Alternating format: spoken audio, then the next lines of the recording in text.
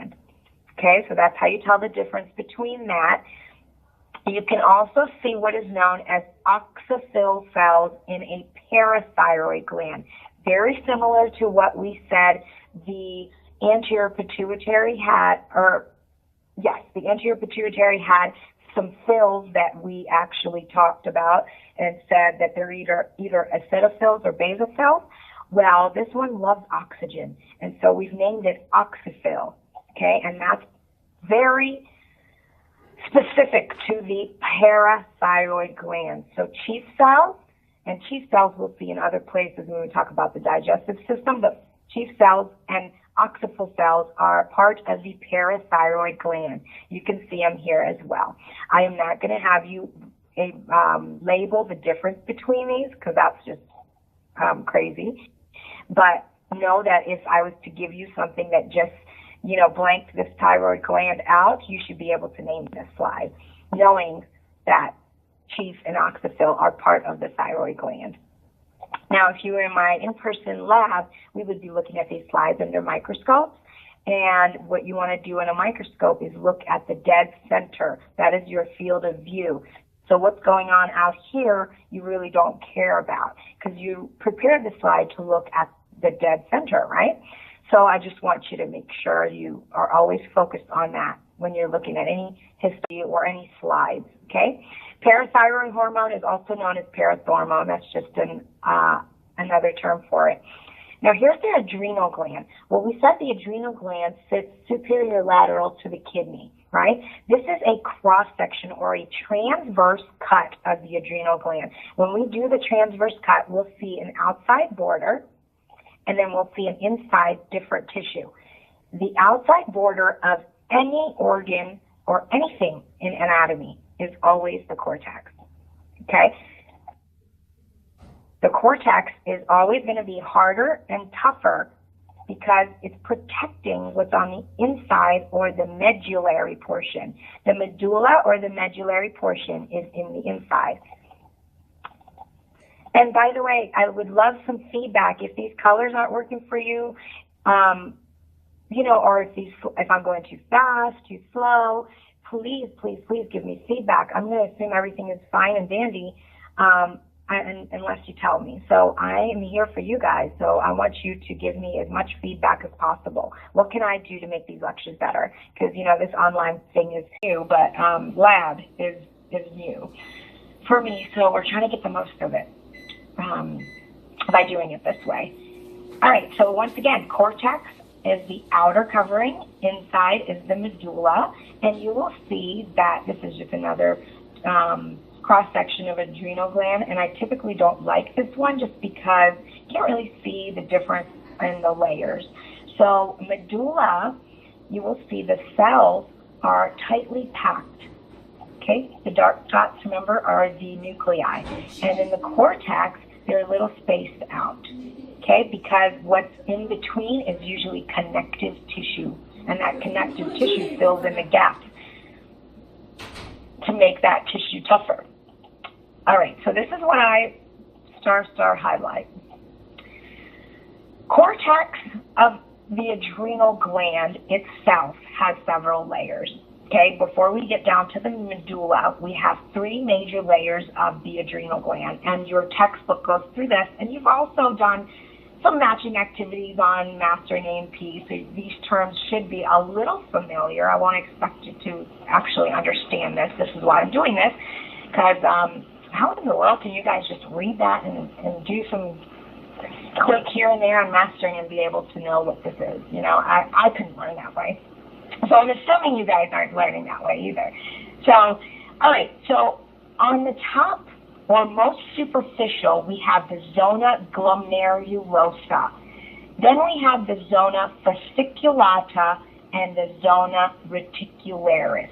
So I want you to actually look at the presentation here. The term reticular means network of fibers.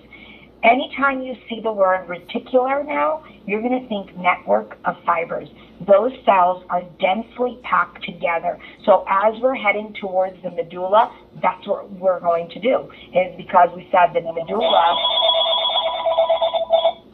we said the medulla is tightly packed together, cells tightly packed together, and so the reticularis is going to have that presentation.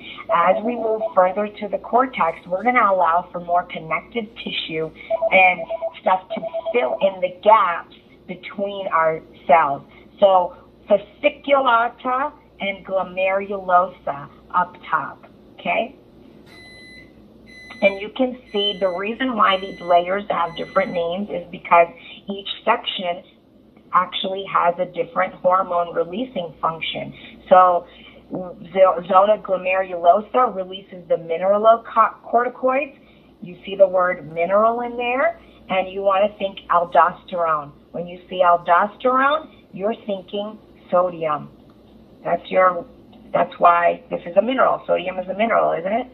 Okay, so mineralocorticoids, sodium, aldosterone. That's all you need to know for now. Lecture, I'll tell you what that means and why.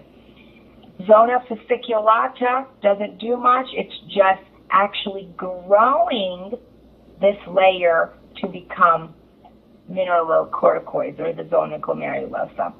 Now, the zona fasciculata, in between the zona fasciculata, you will actually see specific cells that are mature that are called spongiocytes. And that's just based on the stage that they're in. And the spongiocytes will release cortisone. So the glucocorticoids, gluco means sugar. Corticoids we get from the word adrenal cortex.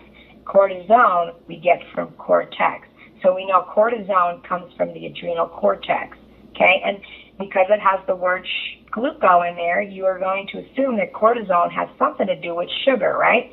Well, cortisone has the ability to increase glucose absorption.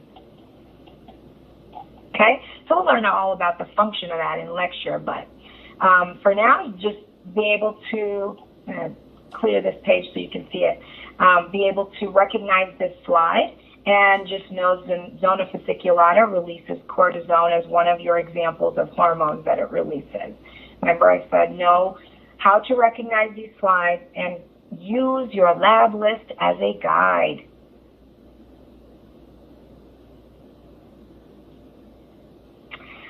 So here's another slide for it as well. You can see the zona reticularis here. The zona reticularis, which is closest to the medulla, does your androgens and estrogen. These are the gonadotrophic hormones released by the testes and the ovaries. Then we have the adrenal medulla. The medulla is all about the adrenaline, okay?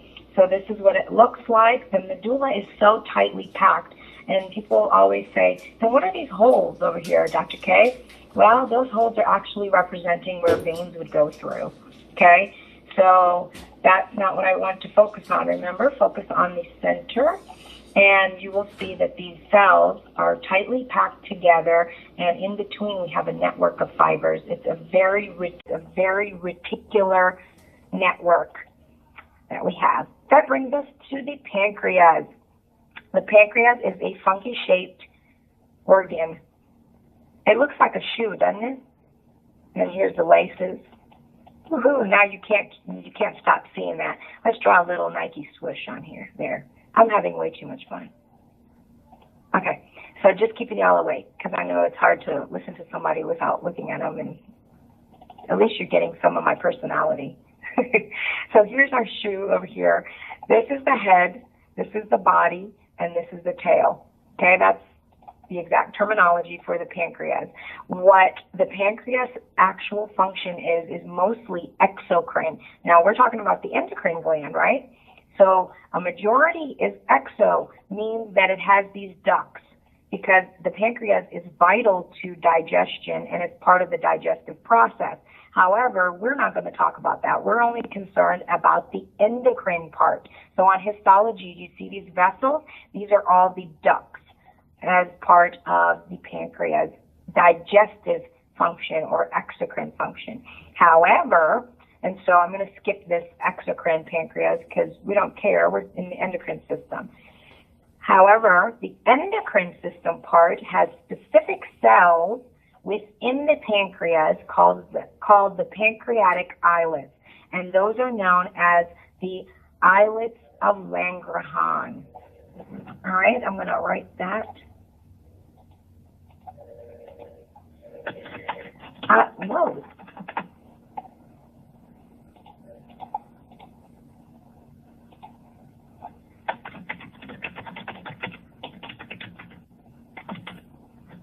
I think Langerhans only has one A. I don't remember off the top of my head, but islets of Langerhans, this is the guy who just invented it, because back in the day, men did a lot of looking under microscopes, apparently. So when they discovered something, they put their name on it, right? That's how you do. So islets of Langerhans has specific type of cells that are releasing hormones. So you will see bundles of cells within the pancreas that do this. Okay, so here we go. This is your islets. Now within the islets, you have alpha and beta cells that do specific things.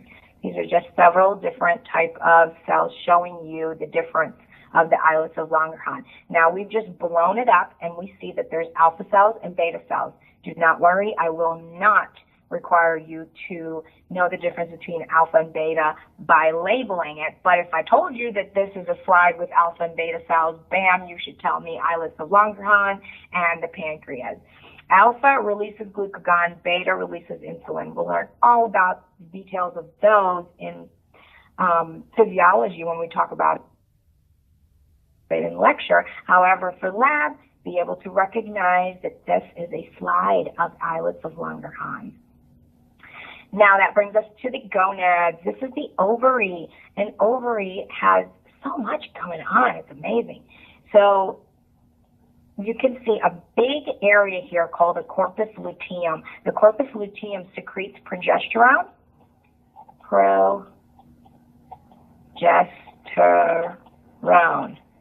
And it is the place on the ovary that where the egg kind of spews out from. And so when it leaves, it produces progesterone because your body, or the female body, thinks it's getting pregnant next week at all times. So there's two things that the body always does. It always thinks it's getting pregnant, so it's going to prepare for nourishing a baby, and it always thinks it's going to starve next week as well. So we're always storing fat. It's great to know those things, right? Lovely. So the odds are against you, really. So this is that same area. See that corpus luteum? That's that area where the egg spewed out of there. Well, egg's probably going over here into the fallopian tube. And where for 2 weeks, this will stay like this and continue to produce progesterone. But if that egg does not get fertilized, it shrivels up and it becomes, is it on here? The albicans. It's showing a whole bunch of cells in different stages. I don't see, oh, here it is. So it shrivels up and dies and becomes white, and that's now then known as the corpus albicans. So you can see a different stage of all the eggs here in your ovary where that is happening. So see little bitty eggs, how cute. And that's the big corpus luteum. Remember, just being able to recognize the slide, but me talking about this stuff, it's going to stick in your brain. So I like to make jokes and talk about this stuff because it's all about frontal memory. You know, frontal lobe is where your memory is. And if you attach it to an incident or a feeling, this is why studying with music is always good. Light music, not anything with lyrics, helps you retain information. That's a little side note there. So these are all the follicles that you will see in an ovary. Do not get this confused with the thyroid gland. Okay, I see that mishap a lot. How do you know that it's not a thyroid? Because in here it actually has stuff in it. If it was a colloid cell, this would be clear. Okay, so tons of tissue there that you can see. This is absolutely neat because this is the egg getting ready to Oh, let's take a look at that. See? Very cool. Okay, so ton of ovary. We have an entire chapter on this, so don't even worry about all of that. Just know that it's ovary, and here's that corpus albicans. You know, this is you want, you did not get pregnant, and so we shrivel up and die and turn white and stain it. Now, brings us to the male, testes. So we have a whole chapter to talk about this in detail, but I just want you to look at the histology here and how awesome the seminiferous tubules look. Let me change my marker here. So these, what? So I guess yellow is not showing up. Right. There we go. So these are all areas of sperm production, and the seminiferous tubules look exactly like that. Do not confuse this with thyroid either. Okay, they're elongated, so they're not follicular cells that you see. And when you look at a close-up of the testicular tissue, you can actually see little sperm. Look at that. Oh, how cool. See?